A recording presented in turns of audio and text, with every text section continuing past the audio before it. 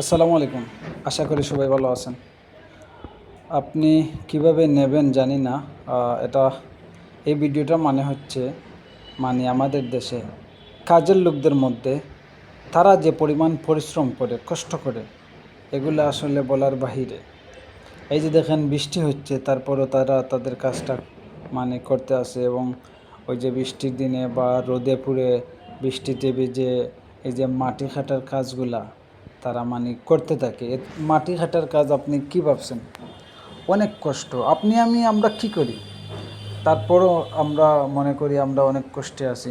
তাদের মতো তো ওই যে গাড়ির সাথে সাথে থাকি না, যে রোদে মেঘে ভিজে, রোদে পুড়ে বৃষ্টিতে ভেজে যে কাজগুলা, এই যে মাটির কাজগুলা, ইটের কাজগুলা, পাথরের কাজগুলা, বালুর কাজগুলা, তারা কত কষ্ট করে। এটা নিয়ে আসলে আমরা তাদের নিয়ে বেশি চিন্তা করি না। ঠিক আছে, এত ভালো অবস্থানে থেকেও আমরা শুকরিয়া আদায় করতে পারি না। আমরা মনে করি আমরাই অনেক কষ্টে আছি, আমরা অনেক যন্ত্রণার মধ্যে আছি।